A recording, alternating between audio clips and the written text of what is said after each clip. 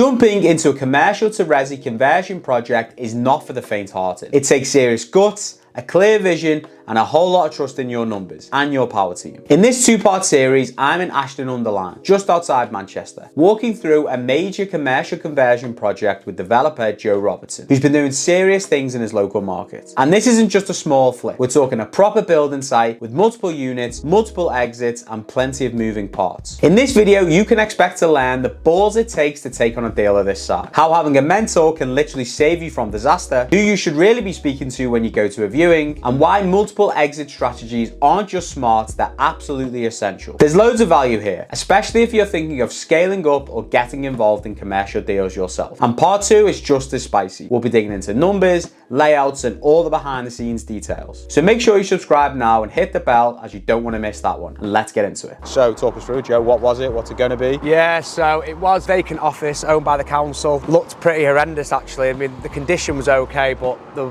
decoration, carpet, tiles, everything, it was a bit of an eyesore. So bought it vacant, bought it cheap in auction. View of converting it into 16-bed HMO on the uppers, remaining commercial on the ground floor and commercial in the basement with some facilities for the HMOs as well. And at the moment we just sort of stripped back, revealed some original features, parquet flooring, giving it a paint, and that's it so far. Yes, and then that's because you're currently waiting on a planning app for there. So is that's for the uppers surely, the 16-bed? That's HMO, right, yeah. So planning app is due a week on Monday.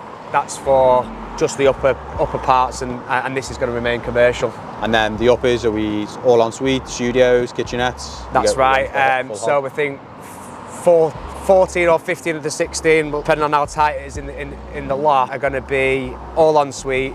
Kitchenettes in each one. They're going to be what we call dry kitchens though, so going to be no mechanical extract ventilation. Okay. So no hob, but you can have an air fryer, you can have a sink, you know, toaster. Yeah. That's right. And the reason for that is if you have the mechanical extract, then it'll be classed as individual units like flats or bed sits, and then they'd get council tax on every individual one. Okay. So that's why we're restricting it to that. Okay, nice. That's a nice little workaround. Should we make our way inside then? Sure. Yeah, let's go. Have you got any idea who's gonna be on the ground floor for the commercial stuff? We have had. Sorry, I should have opened this up a bit better. The rest of that building, which is identical to this, was originally back in the day was all part of one. All that's been converted into serviced offices. Okay. There's a tenant. One of the tenants in there is a well-established architect. They've been operating about 15 years around here. There's a JV there for you, mate. Well, he's trying to get the business as well, actually, but he wanted to take one of the floors in here. Not happy with they've just not really looked after it well enough or anything like that. He's been there a number of years.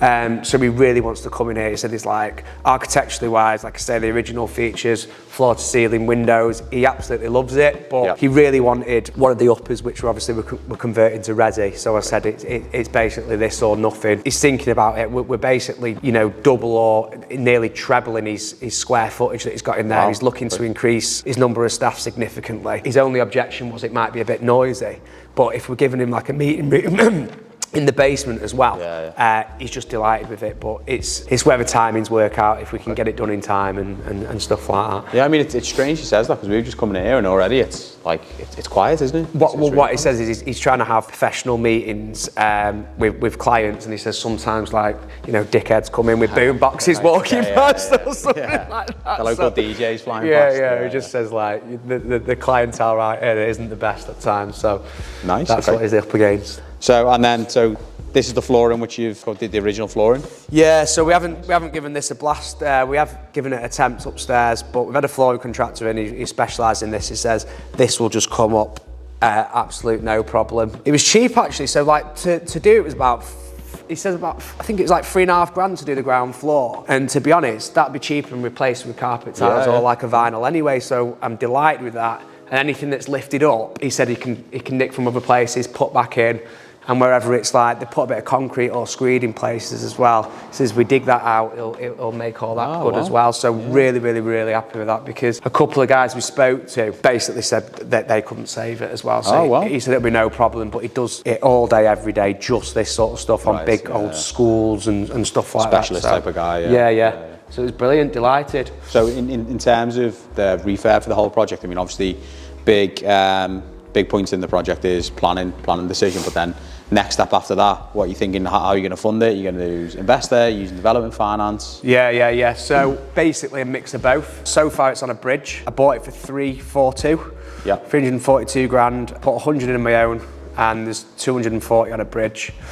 Once planning comes in, I will exit that bridge with a new lender, or maybe the same lender, but I think they're going to a new lender who will give me 70% of its new value. Yep. And then they've also said, based on the GDV, if planning comes in, they'll 100% fund it. Oh, right. Development, yeah. So that's nice, really nice, and it's a bit of breathing space, but ultimately it's going to be expensive as well. Yeah. So it might be a mix of private investor if coming at the right time, or it might be fully funded by the bridging lender, or who knows. I'm tempted. I know a few people who have actually started crowdfunding for developments. On a few portals, so I'm tempted to once the planning comes in, I can put it on there in a few photos. I'm going to try crowdfunding as well and see how it goes. Nice. In terms of the back end GDV, then have you got an idea in your head what you think that is? Yeah, it's just shy 1.5 mil. Okay. Wow. So I think it will stand me about £1 million, but I've had a bit of variance in predicted build costs, yes. So I think it will. I've had my father-in-law's a commercial contractor. He's come round and had a look at it, and he's ultimately going to be doing the works as well. So depending on the spec, when the detailed drawings come in, I know a little bit more there. But yeah, I think there's certainly plenty of profit to be made. On this floor as well, that's staying commercial, I had someone come round and have a look at it and ask me what I was doing. I said, I'm just going to tenant it or whatever. And he said, well, since you're doing HMOs above, why don't you look into like a self-run, like offices? So put little pods on each window. So like you might get 8-10 pods down here. Co-working space type of thing. Co-work space. They can let themselves in and they all pay a monthly fee to you because you're already providing the utilities because you're doing it upstairs. You're already providing like super fast internet because that's already upstairs as well. So he said you've got everything and you've already providing cleaners. So he says you've got the nightly clean or weekly clean, whatever it is. You've already provided all the facilities. There's no more staff. There's no more management. I was looking at 18 grand a year for this space down here. With like with the just architect a tenant or whatever. Yeah. However, running on that model, and there's co-working spaces downstairs for the HMO rooms as well, and using some of them because the space is huge. We're looking at like 55 grand a year. Right. Okay. So I haven't included that in the GDV because that'll be like an operating business. Yeah. But there's like phenomenal money to be made on that. I've had a look at the market. There's like I say, that place is next door in the same building is a not very well run serviced office for loads of different businesses. Yeah. So to do a little niche one, they can access the gym facilities downstairs that we're putting in. There's meeting room facilities. There's this here. There's bike racks and everything like that as well. I think it'll be a really tasty offering. That sounds mega. That sounds mega. And then in terms of for those type of clientele in this area, it's obviously going to be professionals. Are they going to be people working in Manchester, or is there quite a is there a lot of industry around that? Yeah, I mean it's a vibrant town centre. It's not necessarily really well off or anything like that, but it's got a Metrolink. We're only 6 kilometres away from the city centre here as well. There's a place called Ashton Baths down there, which is a most amazing setup for serviced offices as well. It's absolutely beautiful, but it is a bit tired. It is a bit dark in places, and this, that, and the other as well. So they have near full occupancy. They have nearly full occupancy, and they're failing in certain areas as well. So if you can plug that failure, the prices I put in here reserved for this are much cheaper than both of them as well to rival them. So I wouldn't be worried about demand at all. No brainer. Yeah, and same. So upstairs we had a really. I've got a mentor from the Bespoke Network, Ben Eastwood, and I was trying to gauge how much am I going to get, this, that, and the other, and he just said, just run a mock advert, get some photos from someone else's, borrow one of mine, whatever. Put the same facilities in. Are you having kitchenettes? Are you having ensuite? However it's going to look. Put the exact address in. Here are the photos. Put it on Spare Room. It costs you nothing. Just test demand. So I put it on, listing the facilities. Put it on at £850 a month and was inundated with responses. And what he said was if you hit like 50 responses in the first 2 weeks, he says, you've got no problem whatsoever. And I had 54 in 3 days. Oh, wow. I would say 95% were doctors at from the local hospital. Wow, okay. Saying how far away is that from us? About 400 metres. Oh, wow. Okay. And they're all stationed at other hospitals at the moment, but this is the next station where they're like junior for the first 5 or 6 years or something. So like we've got 2-year contract. Will you take us? Will you accept couples? Which the planning's going to allow for this because the rooms are big enough as well. So yeah, inundated with responses as well. So there's potential to either up the rent a little bit or just secure them nice and quickly. Yeah. I mean that'd be a brilliant relationship for you, wouldn't it? That easy. Every couple of years, new doctors come in. You can get used to that cycle. Because HMOs they turn around like that anyway. So I mean, sometimes a lot less than 2 years. So if I know I'm sort of guaranteeing them for the 2 years or 18 months or something, and by then they need a bit of a freshen up before the next one comes in. It'll be like a beautiful natural cycle. Yeah. Not too short, not too long. Yeah, perfect. How would you? So your sort of background's mostly buy-to-lets. This is your first sort of big project. Yeah. Well, I've done buy-to-let for sort of 10 years. I've done a fair bit of flips and developments as well. Yeah. And one of them was commercial conversion. I bought like a private GP practice and their house all on one title, 2 separate properties. And over the years, they were both GP practices and both houses, so they were a bit commercial, a bit resi. So I bought them on one title, split the title, and did both of them up and turned them back into resis. And that's when I really realised the power of commercial to resi. I was like, wow, I bought this at commercial prices, turned it into resi, which gives you a 20% uplift. Plus I'm adding value to the resi elements as well, which might give you another 20% uplift. I was like, this is really powerful, really good stuff. So yeah, I did definitely scale from that project, which was about 2.5, maybe 3,000 square foot all in, and this is 10,000. Wow. Now the triple. How's that psychologically? Numbers bigger, units bigger. I just basically like swallowed fear, got some balls and jumped straight in, and then I basically just said, what am I doing here? This is a waste of time. This is a waste of energy. Why am I even looking at this? And then going, well, I'm not allowing that waste of time. Like, so I'm just going to put this silly bid in. And I'm going to turn my laptop off, and if I win, I win, and if I don't, I don't. But I'm not paying any more than that. That's it, done.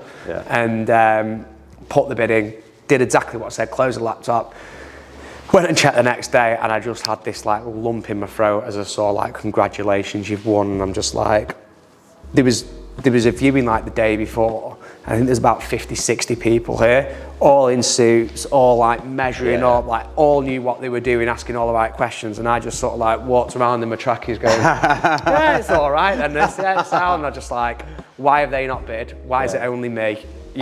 Terrified. It was horrendous. And then, but at the end of the day, deep down, I was like, this is a lot of space for not a lot of money. Basic research was look on the commercial agents portals, what stuff's selling at per square foot. What's my sort of margin? What am I comfortable with here? What can I do with it? I was like, it's a beautiful building. It's in good condition. It is. It's lovely. I'll be all right. So yeah, it was a bit of that. Like there was the fear was horrendous. You had to get over it. Did working with Ben help? I wasn't working with him at the time. Okay. And so that was another thing I did to sort of protect myself. Going, let's find someone who's done multiple deals of what I'm trying to do, and get my hand held. And that's why I jumped on board with him straight away. And he's done phenomenal things for me. Like the ideas about the HMOs, tell me, the most demand for them in terms of putting kitchenettes in. He says if you can get them, it's just insane. He said insist every single one being an ensuite these days as well. It's got to be done, he just says like, I don't have experience in all this stuff, so I feel like I'm in pretty safe hands, like I say. And I bought for 342. The bridging lender came round did the valuation, and that valuation came in at 500 grand. Oh, already? So before I'd even bought it, while I was in the process of buying it. So again, 140 what equity straight away. Breathing space. You're like, okay, it wasn't nuts. It wasn't a bad decision. I can sell it. The lender, the valuer, sorry, his comments on was it wasn't a very good way to sell this property. Right, okay. Putting it in auction, the way they put it in auction, the auction pack only went live 24 hours before the auction. Wow. So imagine the amount of content that was in here there's lift, there's commercial boilers, well, there wasn't asbestos, but there's asbestos register. You know, the file was like that, and the vast majority of people can't read that in 24 hours. And process it and the experience, and That's it. Well, for me, one of the council who owned it, one of the representatives who looked after the building for 10 years was here. So while everyone was doing all these funky measures and inspecting stuff that I didn't understand, I just went and spoke to them and said, you know, can we have a walk round? They said, yeah. And he told me the lift's in good working order, the boiler's full, you know, there's no asbestos, the asbestos register, it's all managed, blah, blah, blah. I got all that information in 10 minutes. You found the important stuff out there, measurements and all stuff like that. I mean, you know there's enough room in it. I just trusted the auctioneer's measurements, and the EPC was like, you know, so they were going through all that, and you couldn't go through it in 24 hours. It's impossible. And then I've got an amazing relationship with my solicitor as well. So I sent her, you know, everything what I could have said, you can't get through this, go through the important stuff. Give me the headlines. And she did, and so just managed to position myself really well, and got a bit of luck. It's that nice balance between preparation and like a little bit of like, oh fuck it, do you know what I mean? And that ultimately that's what it is, the game, isn't it? Yeah. I had that Danny Inman, like I heard him go through a similar process, a similar story of, you know, I didn't have a plan for the building at the time, but I got offered an amazing opportunity, and I thought that's a lot of building for not a lot of money. I can definitely do something with it. And deep down, when I was buying it, I didn't know it was going to be HMOs above until I spoke to Ben. But what it was could have split the title, could have rented it out floor by floor, could have divvied it up. So many options with this. Well, just like I know I can make money, and at very, very worst case, you know, break even and be safe and learn a lot in the process. And just like I say, I had to step outside the comfort zone, absolutely.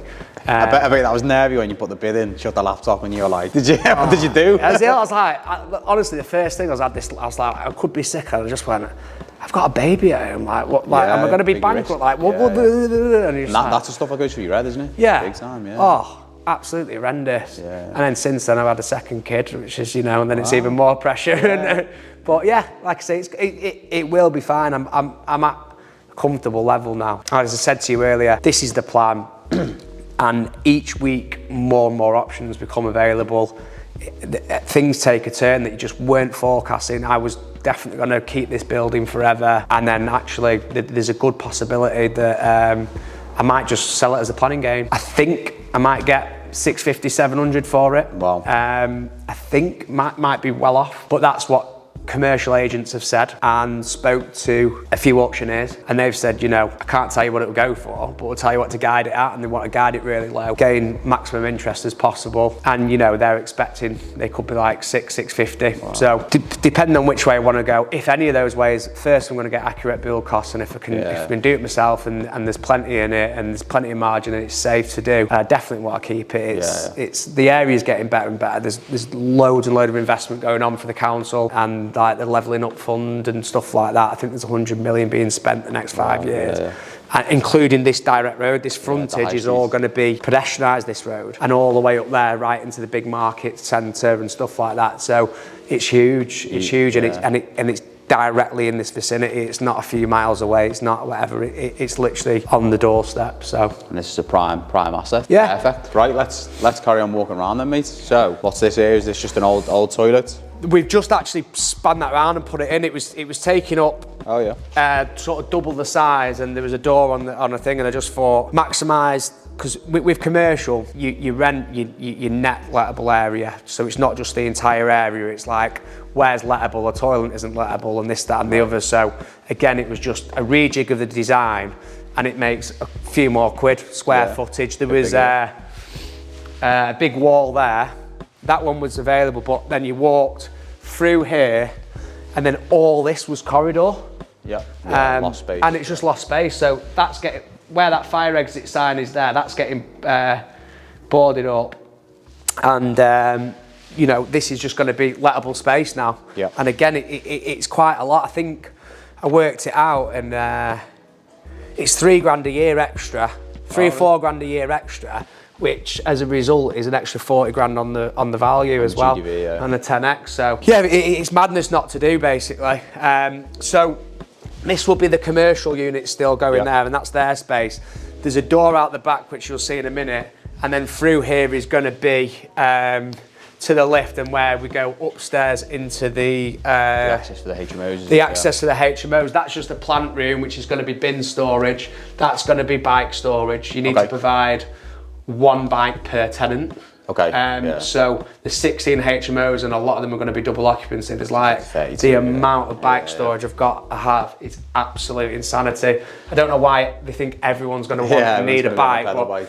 So this is going to be, I think there's some sensors come on here, but this is basically going to be, these are just toilets at the moment, but this is going to be the walkway into the staircase of the HMOs. Upstairs, and that's the rear entrance that they're going to come in through. It's going to be spread a tiny bit wider, so it can get commercial bins in and out as well. Because the bin store is going to be in there.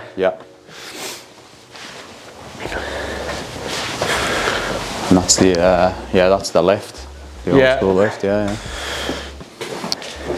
It works fine, but like I say, just to try and appease the insurance guys, we've just put that thing on it. Let's get some lights going on. Upstairs or down first? Let's go down and then go all the way up. This is a nice old staircase, isn't it? Beautiful, nice period features on it as well. Do you think you're gonna be able to keep all this stuff with building regs and stuff? Yeah. They've actually they've loved the width of the stair. The only thing they've said is, I don't think that's high enough. The banister. So you're just gonna have to basically put another banister on top of it, and then paint it and make it all sort of matching.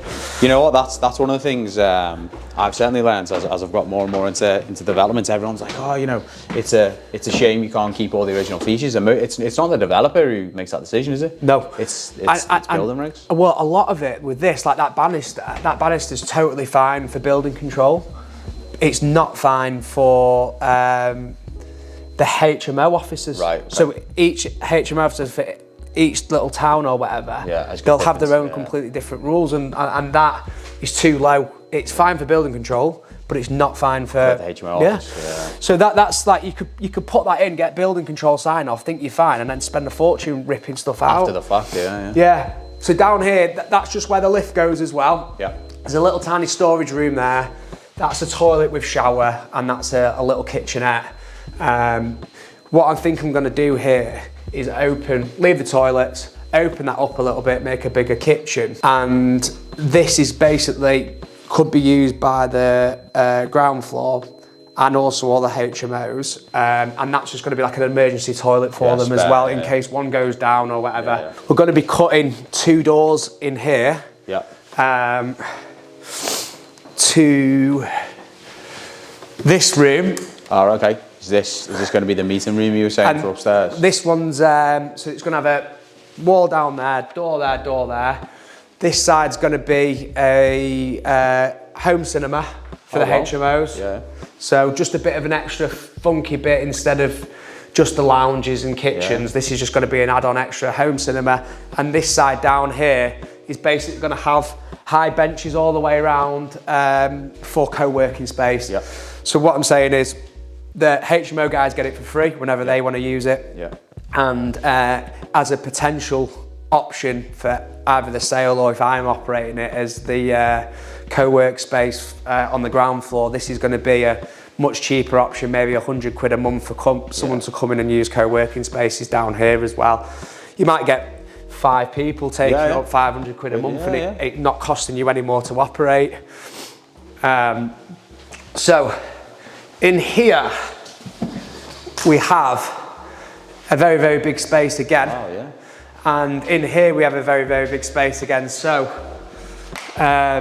we're a bit spoilt for choice, and it's frustrating because there's no windows. Like, how much it'd be worth down here if you could put these as resi as well.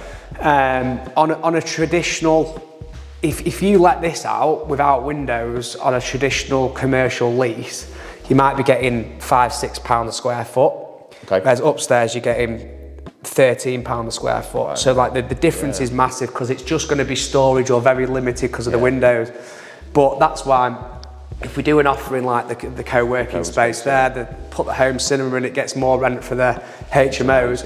In here, again, we're going to split this room and that room, maybe split it down the middle or keep it a little bit similar. One's going to be a home gym for the HMOs, but also anyone who wants to use the office can come and use the gym as well. As another extra. Yeah. And again, it gets me more rent for both of them. And then the other side is where we're going to put like a meeting room. So that meeting room can be hired out for anyone using the co-working spaces and say, we just need a bit of time in here, we're going to book it out. Room or whatever, yeah. So it's just a bit of an option for them. So like I say, there's so much space and plenty of opportunity down here, but still frustrating that I couldn't get any windows in. In terms of, so you're talking about the co-working space and that sort of stuff. If you do keep it, would your vision be, would you manage it, or would you give it to someone else? Would you just completely outsource that? Yeah. What I'd be saying, whoever's managing the HMO also manages the commercial MO. Okay, the office space. Yeah, because like I say, it's going to be their cleaning staff. It's it's going to be them doing those bits. So that's what I'll do, and I'd actually get them to manage the utilities as well. The whole hog. The whole hog. Can't believe how big it is. It's absolutely huge. Yeah, this is actually smaller floor plate than the above. You really feel it on the first and second floor, and then I'll go and sort them out later. And that, I haven't shown you this, but this is currently a little server room. Not sure. I don't think there's a light in here, but basically it's all redundant. Like, you don't need these servers anymore. So I've got no plan for this at the moment, and what I'm thinking is I'm just going to rip it all out, bring it back, and it might just be, if I'm operating as the HMOs, where a bit, if it's nice and clean, where I can have spare mattresses, spare furniture, wherever, and if something goes wrong and it's one to match, I can just bring it up, and there's no hassle whatsoever. In terms of a plant, we're waiting for a plant room. So is that going to be down here, or? There's space in the loft for it, basically. And the only thing that might get taken off me is we might have a water tank taking up that space, depending on how we're going to run things. It couldn't go in the roof, or it might not be needed, but it depends what the options are, really. But that's one option, And again, just try and make use of that space. You might put a little door in somewhere, and if it's needed, if it's not, we're not going to bother. So have you engaged architects yet for this, or? So the architects helped with the planning, architects and planning consultant, and we've really just focused on the HMOs, really. Yeah. And then I've had and we did a rejig downstairs to maximise the lettable square foot. But yeah, I think I'm going to have I've got a meeting with an interior designer who's going to be looking at the commercial MO element and design that as well, just to do it a bit more of a rejig. But there's spaces in here that are still available. We've left some in for the HMOs as well, just so there's a bit of space, because there's obviously going to be a lot of occupants, and they all need communal stuff. What I mean? Ironing boards, vacs, and stuff like that, and stuff for the cleaners as well.